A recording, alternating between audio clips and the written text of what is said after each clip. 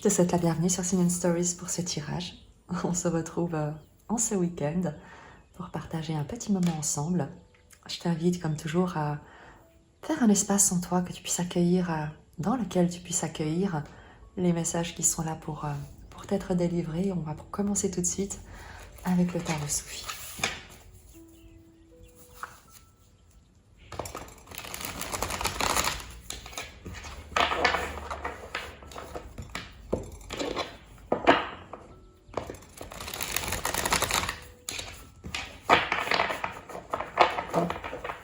Alors,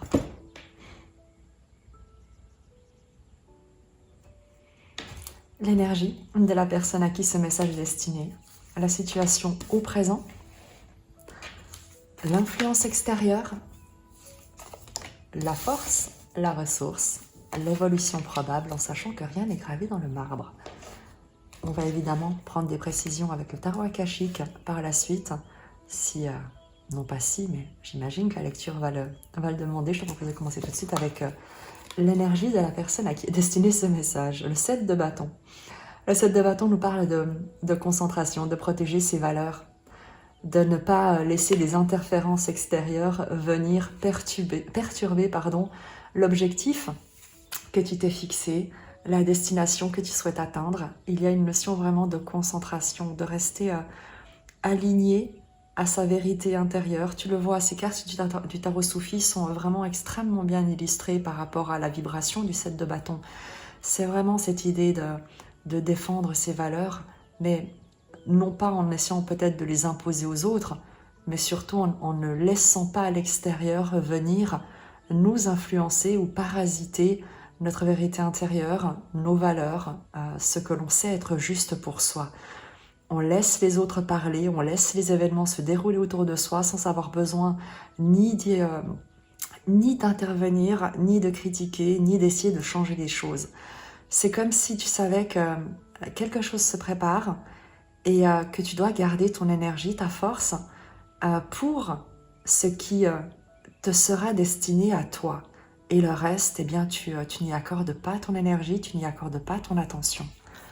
Le présent de ta situation, en tout cas, je te parle à toi en partant de l'idée que c'est ton tirage et que tu t'es reconnu dans cette énergie du 7 de bâton. Au présent de ta situation, il y a le 10 de coupe, il y a la contemplation d'une vie immensément heureuse. Il y a une paix que tu préserves, c'est peut-être pour ça justement que tu restes centré en toi, concentré en toi. C'est qu'il y a un bonheur familial, relationnel, communautaire avec le 10 de coupe qui est juste absolument incroyable. On est sur des sentiments partagés de bienveillance, d'amour, de soutien mutuel, de communauté, de cohésion, vraiment de communion au sein d'une famille, au sein d'un groupe, au sein d'une communauté tout entière. Au présent de ta situation, c'est vraiment ce que tu cultives, ce que tu protèges. C'est comme si tu avais trouvé ton paradis. Et peu importe ce qui se passe à l'extérieur, non pas par égoïsme, mais l'idée c'est que tu ne laisseras pas des influences extérieures venir interférer, gâcher cette relation, cette situation que tu vis actuellement et dans laquelle tu souhaites véritablement préserver la paix, l'harmonie, la collaboration, la coopération. Il y a comme... c'est comme si tu t'étais investi de la mission de protéger un territoire. Ce territoire peut être intérieur, mais il est avant tout émotionnel avec les coupes. C'est vraiment ce que tu protèges. Tu protèges un bonheur à l'intérieur de toi que tu fais rayonner autour de toi au présent de ta situation. L'influence extérieure, le 4 de coupe. Le 4 de coupe en influence extérieure nous parle de stabilité émotionnelle, d'un empereur de coupe, il peut s'agir de quelqu'un qui attend quelque chose, quelqu'un peut-être qui manque de gratitude par rapport à cette situation, par rapport à ce bonheur, quelqu'un qui ne voit pas la chance qu'il a ou qu'elle a, cette personne. Le 4 de coupe nous parle d'insatisfaction, d'ennui, d'attendre quelque chose, comme de bouder également des plaisirs matériels, de ne pas, de se détourner de ce qu'on possède déjà, avec l'idée que ça ne nous nourrit pas. Le cadre de couple en influence extérieure, c'est qu'il y a une situation, une personne qui n'est pas satisfaite de ce qu'elle possède.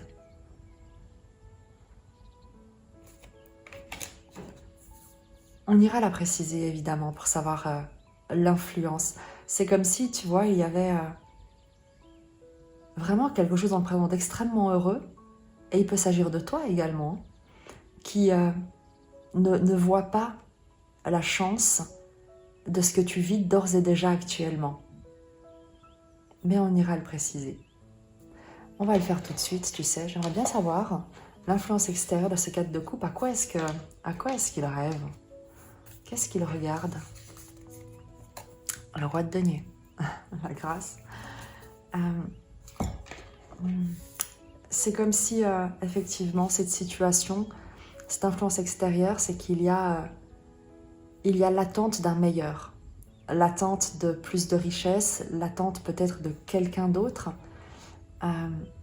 Peut-être que tu attends quelqu'un d'extérieur à toi qui viendrait comme améliorer ton quotidien et contribuer à ce bonheur que tu te souhaites ou que tu vis déjà.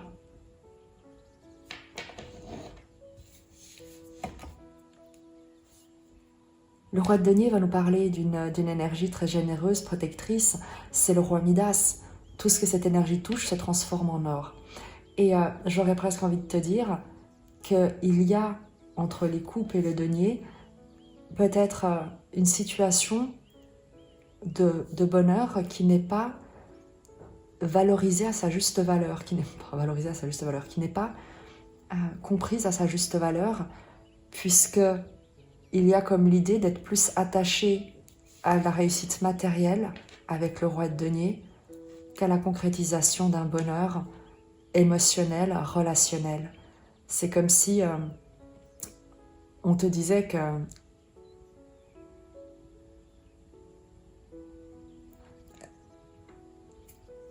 l'argent fait le bonheur. Dans l'influence extérieure, il y a quelqu'un, quelque chose, une situation, toi peut-être, que tu envies peut-être, que tu regardes avec envie en te disant cette personne nage dans l'abondance, est riche au sens matériel du terme, et il y a une notion d'envie, de soi-même ressentir un certain ennui par rapport à ce que tu possèdes ou à ce que cette personne possède, et d'envier une plus grande liberté matérielle, une prospérité, une abondance, une capacité à générer, à posséder, à investir avec le roi de denier des biens matériels, des possessions, de l'argent, de la richesse. L'influence, pardon, la force, la ressource, le pape, la sagesse, c'est de ne pas envier ce que ou ce que cette personne possède, mais d'avoir la sagesse de comprendre que on ne repartira d'ici avec rien. Sinon, l'amour et les émotions qu'on aura su cultiver et partager. L'évolution probable de cette situation. La force, la maîtrise, le fait de se sentir protégé, fort, accompagné, soutenu, d'avoir identifié peut-être justement ces influences, ces questionnements, ces doutes qui pourraient te faire douter de la valeur de ce que tu possèdes déjà. Même si tu n'as pas grand-chose, on te dit que ta richesse est émotionnelle, ta richesse c'est le bonheur, ta richesse c'est l'harmonie. Quand bien même, tu aurais l'impression d'être matériellement, non pas pauvre, mais que tu pourrais avoir une certaine ambition de plus de pouvoir, de plus de possession matérielle. Et on va préciser également la force qui nous parle de protection, de comprendre les influences intérieures qui pourraient parfois un peu te dévorer et de réussir à maîtriser la voix de l'ego qui pourrait te faire douter et de prendre plus soin également avec le petit enfant, tu vois, qui tient un petit poussin dans les mains, que les petites choses également ont de la valeur. Elles ne sont pas de moindre valeur que le reste. Et c'est comme si on te disait que ne regrette pas, avec le 4 de coupe, ne regrette pas de ne pas avoir réussi. Enfin, tu pourrais avoir l'impression d'avoir raté quelque chose, de ne pas avoir réussi, de ne pas être devenu l'adulte que tu espérais. Et avec ce jeu, on vient te dire, mais ne regrette pas de ne pas être une figure d'autorité puissante matériellement ou qui a beaucoup d'argent. Ne regrette pas le fait de ne pas avoir un compte en banque bien garni ou de ne pas être propriétaire de ta maison ou quoi que ce soit. Parce qu'on te dit que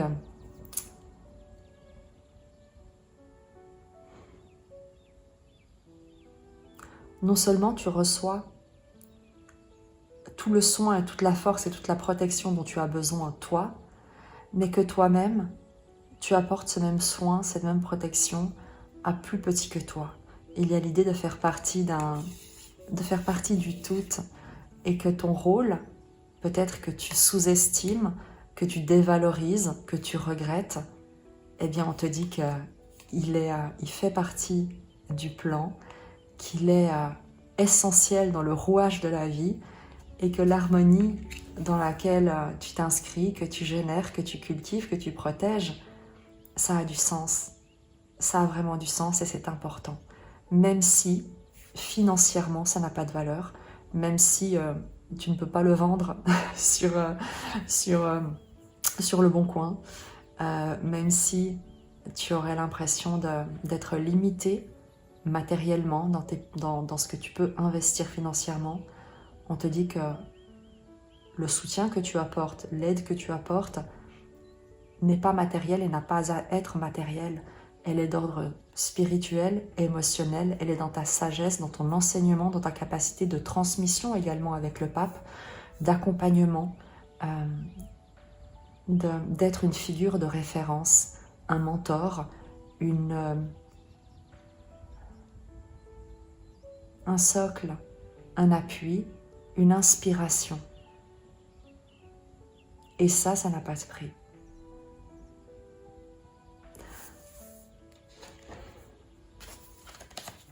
On va se laisser guider avec le tarot akashique pour avoir des précisions. Qu'est-ce que tu vis, toi, au présent de cette situation ?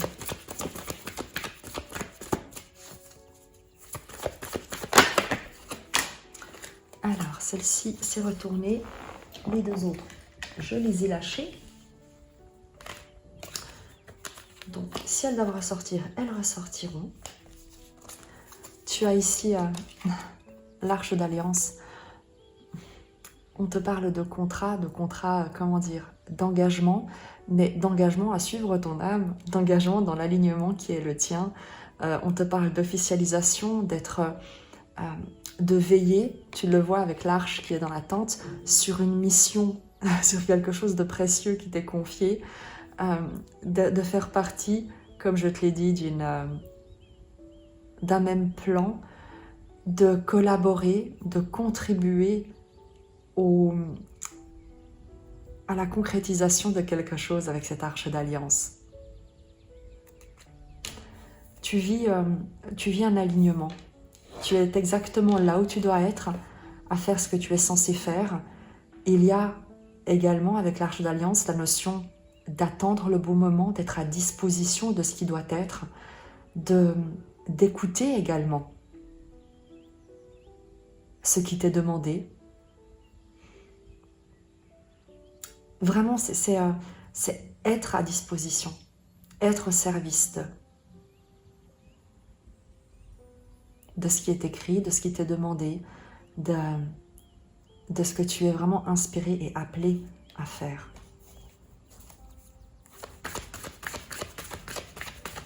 Une précision sur le présent de ta situation. Le roi de parchemin, je te parlais de plan. On y est, il y a une intelligence, une stratégie, une planification, une vision. Il y a quelque chose qui est écrit et qui est en train de se concrétiser, que tu es en train de concrétiser pour du long terme. Il y a peut-être l'idée d'une acquisition, d'un engagement, d'un contrat que tu es en train de signer ou dans lequel que tu envisages, que tu souhaites proposer, qui t'est proposé, des négociations, des discussions. Le roi de parchemin nous parle d'une figure d'autorité intelligente, stratégique, qui planifie, qui s'engage, qui a vraiment cette intelligence, cette ingénierie intellectuelle pour prévoir des plans sur du long terme et les différentes étapes pour concrétiser ses aspirations. Où est-ce qu'il se dirige? Où est-ce que tu te diriges, justement? Tu pourrais croire que tu n'as pas les moyens et c'est tout le contraire.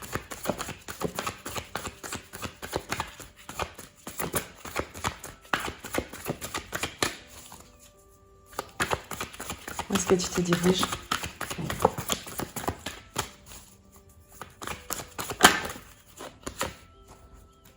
Le jeu d'échecs, il y a un conflit qui ne te concerne pas, dont tu es spectateur, un affrontement, une confrontation, des affrontements, des conflits, des litiges, des confrontations, des personnes qui sont en conflit, mais toi tu n'y participes pas. Tu es spectateur de ces dynamiques relationnelles qui sont conflictuelles. Et pourquoi est-ce qu'on nous dit ça?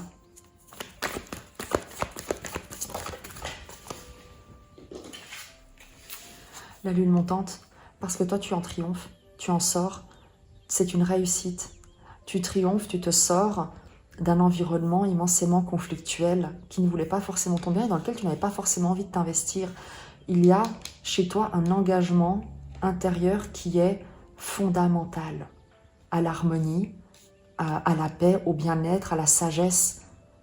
Et il y a des gens, peut-être c'est ce qu'on retrouve ici, qui ne sont pas satisfaits et qui ont de l'ambition. Coûte que coûte, ce qu'ils possèdent ne leur suffit pas, ils s'ennuient et ils sont toujours en train d'envier, de jalouser, de vouloir plus, de posséder plus, d'être plus important, plus puissant, plus admiré. Et toi, j'ai l'impression que tu contemples, tu as compris que ta paix intérieure et l'harmonie qui t'entoure est ce qu'il y a de plus précieux. Et il y a ici cet engagement, cette certitude d'être sur le bon chemin tant et aussi longtemps que tu respectes cet engagement intérieur. Et il y a cet environnement ici de personnes qui sont extrêmement peut-être compétitives, conflictuelles, agressives, hostiles, pas forcément directement vers toi-même, mais entre elles, ce qui crée un environnement où tu n'as aucune envie de mettre les pieds. Et la lune montante nous dit que ce que tu construis toi dans ton coin, ce dans quoi tu t'investis, que ton travail va être un succès, va être un triomphe, va être une réussite, que tu vas être reconnu pour ton travail, pour ton talent, pour ce que tu fais. Et tu n'auras pas besoin de t'investir ou d'interagir avec ce type de dynamique. Continue à faire ce que tu fais, tel que tu le fais, là où tu te trouves, et tu vas vraiment dépasser ce qui pourrait te rebuter en fin de compte.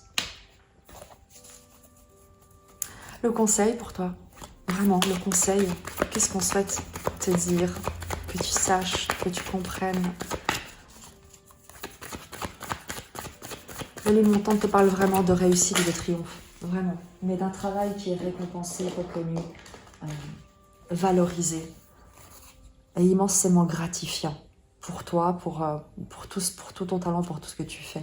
Le conseil, tu as le soul, tu as la vision de l'ego et tu as deux mondes.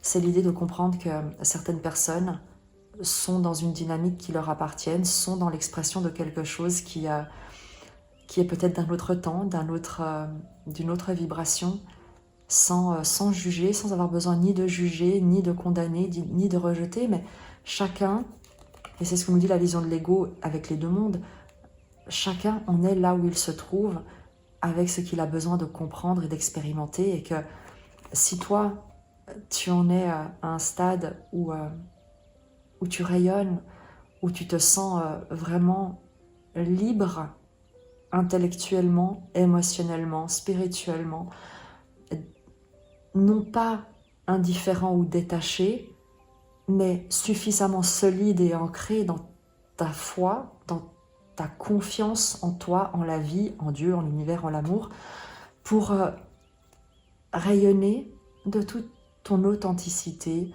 de toute ta force, de toute ta grandeur, de toute ta taille, pour te déployer et pour occuper l'espace là où tu te trouves, sans avoir besoin de juger.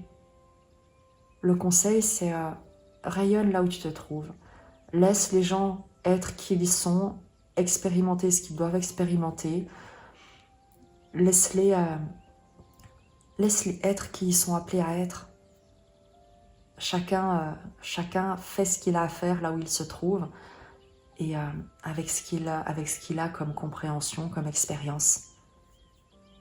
Et suffisamment de sagesse, de courage, de force pour ne pas avoir besoin ni de les juger, ni de te comparer, ni de penser que tu ne fais pas partie de cet environnement. Bien au contraire, il s'agit de t'y investir, mais tel que tu es, avec ce que tu as compris, avec ta propre sagesse, non pas en essayant de te fondre dans quelque chose qui ne te correspond pas.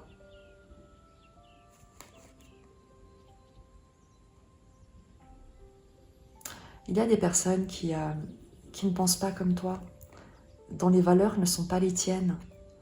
Et on en revient peut-être à ces conflits, à ces dynamiques de compétition, d'ambition, qui peut-être, toi, ne te parlent pas. Mais c'est pas grave. Ça te permet de te concentrer sur ce qui a pour toi de la valeur et sur ce qui compte pour toi. Et peut-être que, tu ne sais pas, peut-être que ça en inspirera d'autres.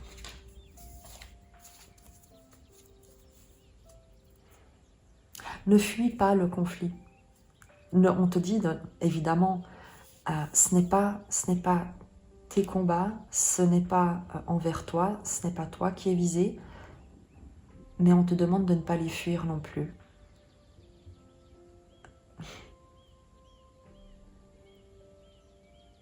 L'idée, il y avait une très jolie image, tu sais, les personnes qui font du développement personnel, qui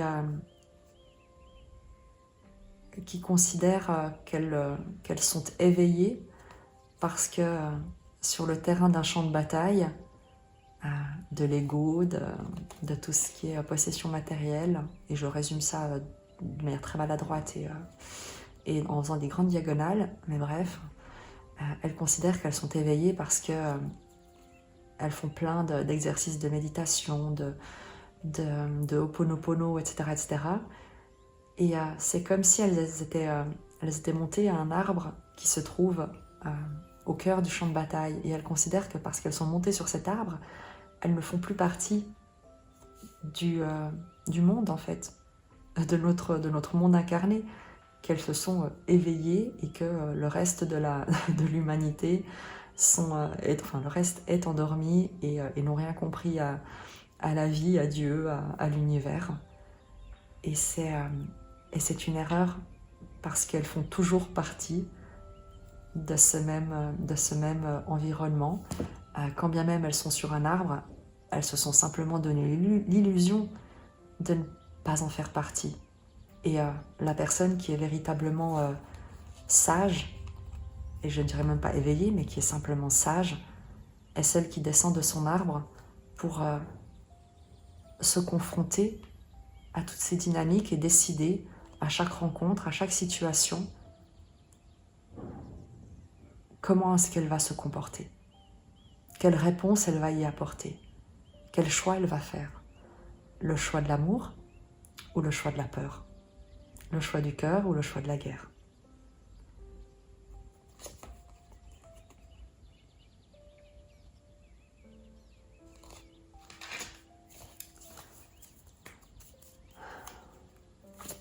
Qu'est-ce qu'on t'annonce?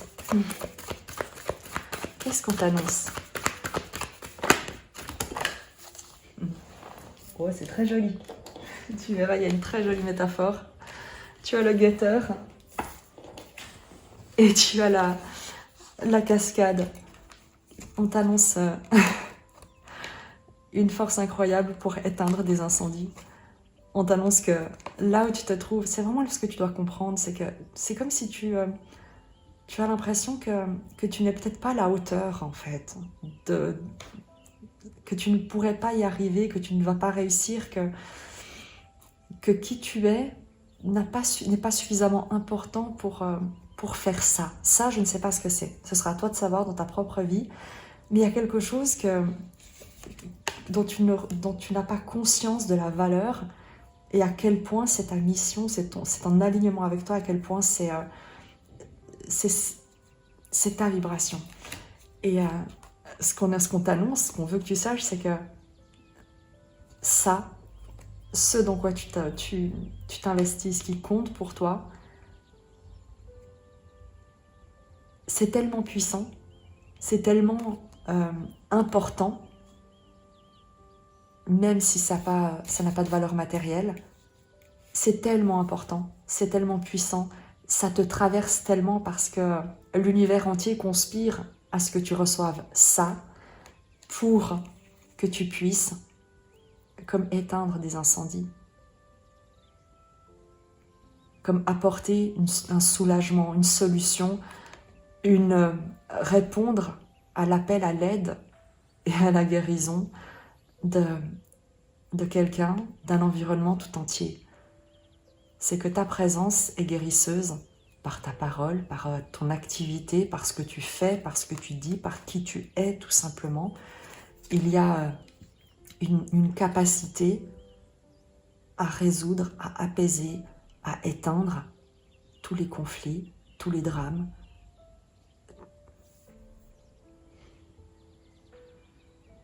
Ta présence est miraculeuse. Un miracle étant simplement un changement de perception. C'est comme si tu réussissais à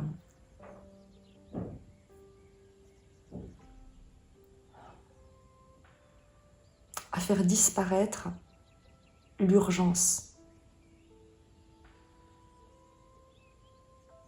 pour que les gens puissent simplement vivre leur expérience en étant apaisés.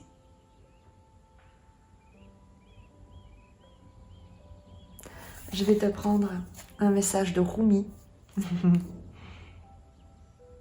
Et tu as l'initiation et le conte de Saint-Germain en dos de deck qui nous parle d'apprentissage, de tempérance avec l'arcane 14, de guérison, de transmission, de faire partie également d'une communauté appelée à transmettre, à faire preuve de sagesse, à enseigner, à guider. Je te disais donc un message avec Rumi. Le message qu'on souhaite que tu entendes.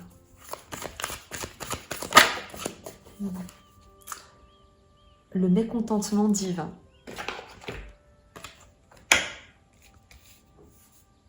Où est-ce qu'il est? Il est là.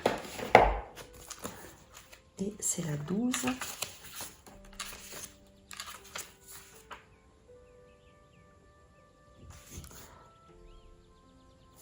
L'hiver s'abat sur nous pour être suivi du printemps.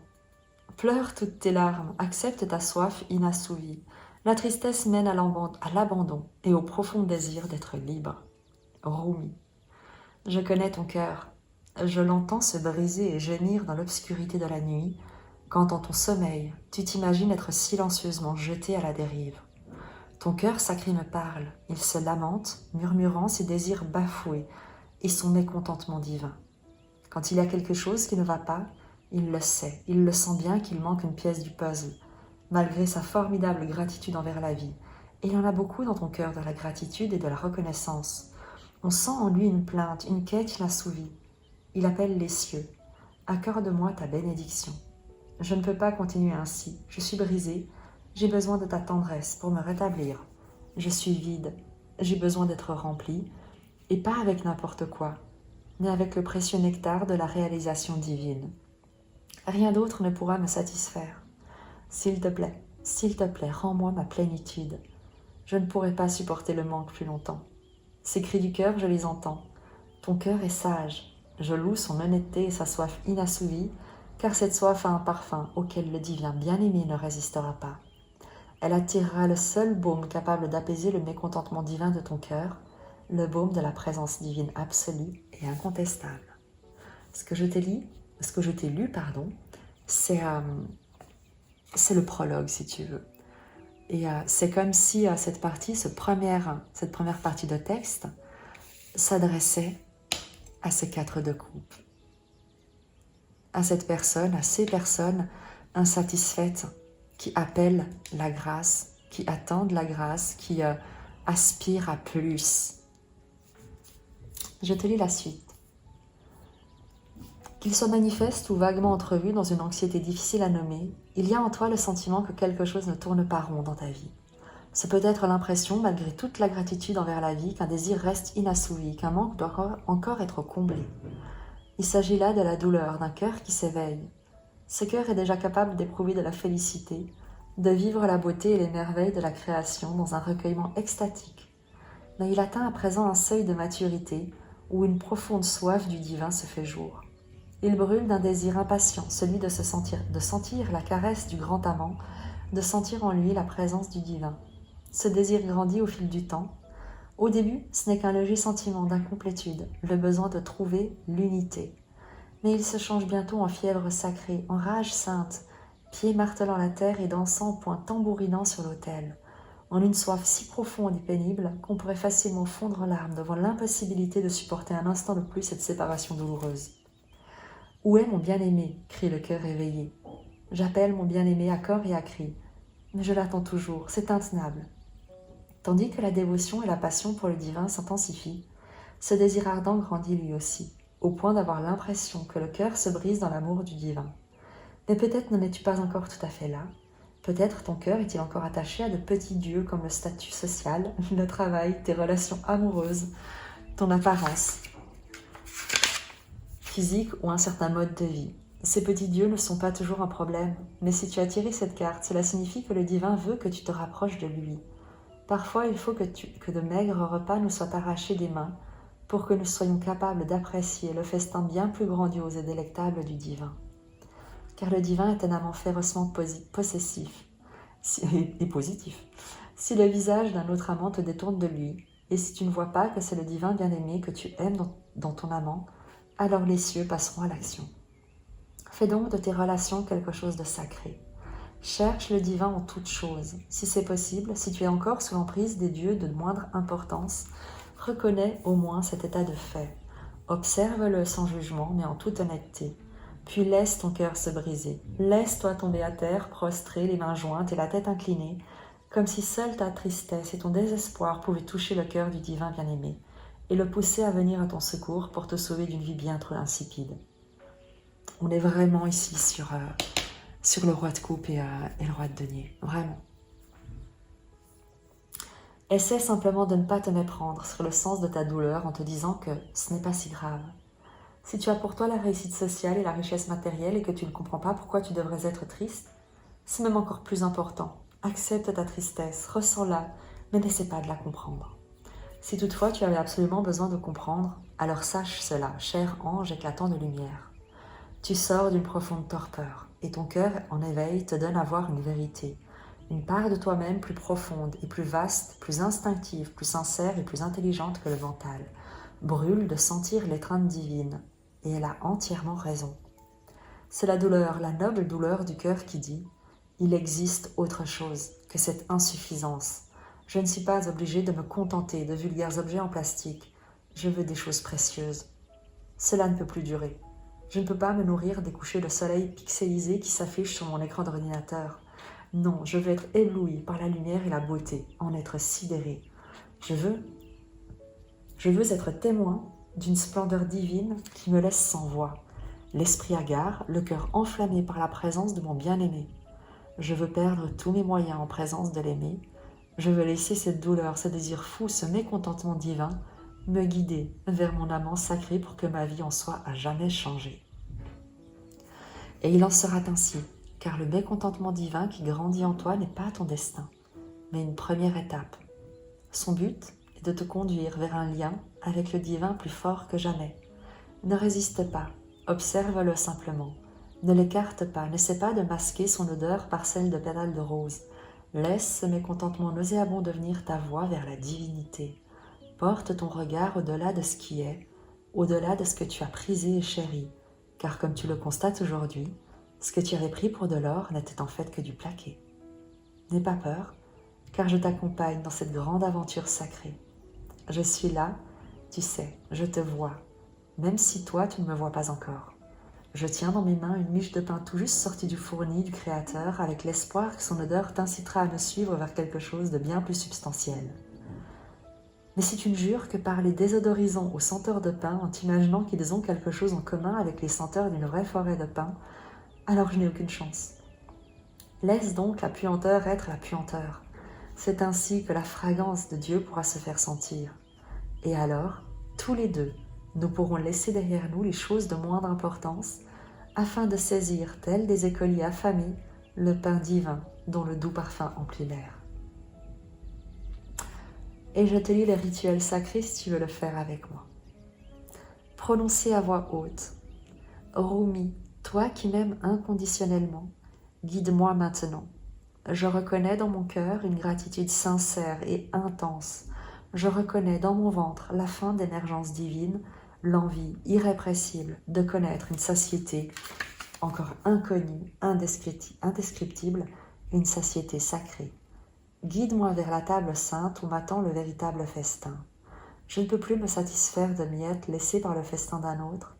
Je veux festoyer avec le saint, avec le grand et découvrir ainsi ma propre divinité. Par ta miséricorde, ta grâce et ta sagesse, guide-moi jusque-là, mon frère. Je confie mon âme à tes soins et me laisse guider par mon flair. Je me laisse guider par les doux effluves du festin divin. Reposez-vous ou levez-vous pour danser votre prière. Mettez-vous à l'écoute de votre corps. Voyez ce qu'il veut faire, se reposer ou bouger. Dans tous les cas, restez attentif à votre souffle et à tout ce qui semble vrai. Dites à voix haute.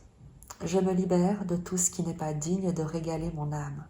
Ce choix n'est pas motivé par la méfiance ou le jugement. Je renonce à mon attachement et fais confiance aux rouages sacrés de la vie qui me présenteront ce dont j'ai besoin. Je m'abandonne dans la confiance sacrée, je m'abandonne, que ma vie soit gouvernée par l'amour pour le plus grand bien de l'univers. Ainsi soit-il. Le rituel est terminé. Je te laisse interpréter les tirages et le message comme il aura parlé, comme il aura résonné à l'intérieur de toi, de reconnaître l'énergie qui est la tienne, celle de ce 4 de coupe qui aspire à plus et qui est d'ores et déjà en train de recevoir plus, mais peut-être pas sous la forme que tu aurais cru. Et peut-être que tu es également une personne qui est capable de répondre à l'appel de ce 4 de coupe. Tu me diras. En tout cas, moi, je t'embrasse. Je te dis à très vite et que Dieu te bénisse. If you could rewind, do it